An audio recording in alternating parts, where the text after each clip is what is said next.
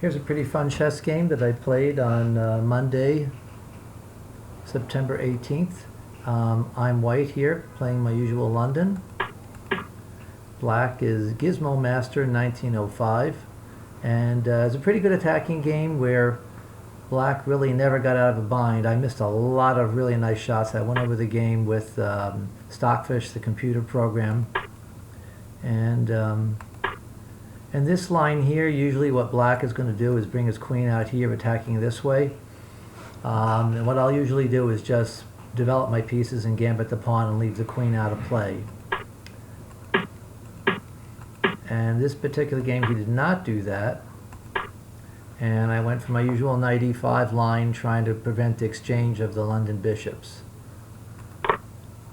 And let's just take a look back here. What a lot of people do is make a move something like this, when there's already a sacrifice this way, and then pick up the bishop afterwards. But he didn't fall for that one. And what he did instead was capture the strong knight. And that leaves some problems. According to the computer, after this, where's the knight going to go? Can't go here or here. Here is kind of awkward because he's going to have a doubled pawn here after I capture it, and the rook will attack his queen, and my queen will go after the king side. So he comes here, which is probably the most natural move, and right away I go after the undefended pawn. And notice that if he defends it by castling, bishop over here threatens mate, and the only defense would be to move this pawn one, and let's take a look at that.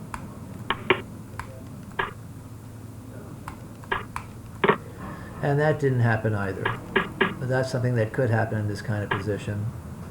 Instead, he played pawn to g6, where my plan is going to be to just march this pawn down the board and open a line, and just open some lines here.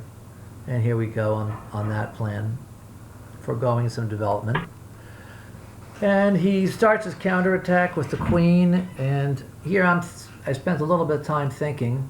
Not too much, as you can see, because if I castle queenside, which is the natural way of defending this pawn, the most economical way, I kind of maybe give him some counter chances in a position where he's going to be bobbled up for a while. But I did it, and the computer thought that was just fine. Okay, he's trying to stop me from moving in. Here I move back with the idea of breaking open some lines with this pawn move. The computer preferred I move my queen inward. Okay, black brings his pieces out. He's not going to sit by idly. And I started to crack open some lines on the side where I'm attacking, and the computer agreed this is the strongest way to play. And at this point he thought I had a two-pawn advantage just from positional reasons. Computer agreed with this move as well, developing with a veiled threat. And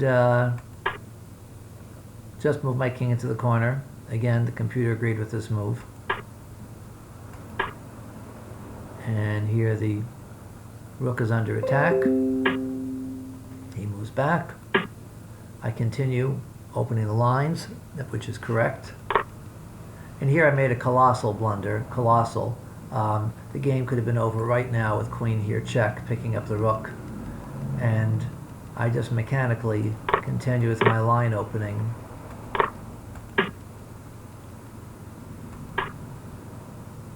And now I have what I want.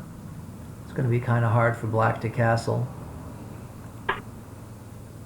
I was threatening this pawn here. Now I'm threatening the knight. The queen protects that also. Strengthening up the cramping pawn. And he's doing all you can do, which is to hit back.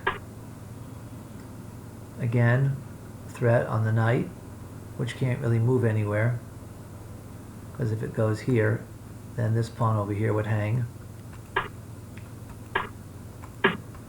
Looks like repetition.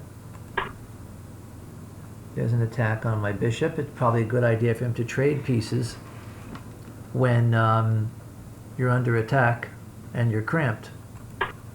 Here I go back to this with the idea that when he defends this time, I'm forking attack on here and here, so he has to get rid of his best piece. And now everything's going to be kind of passive. I'm going to bring the rook into the game, and meanwhile, black's gone nowhere. This is just a complete strangulation.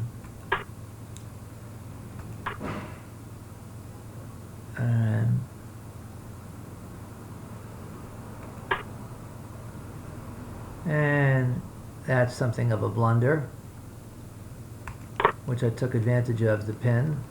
Pawn can't take here because then queen grabs queen.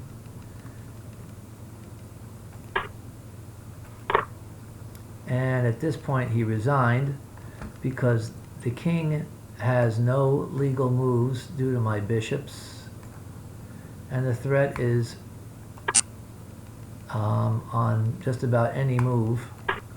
The threat is rook here. Check. Check. Checkmate. Checkmate, and there's probably no way that I can think of to defend this. So at this point, he correctly resigned. Hope you enjoyed it.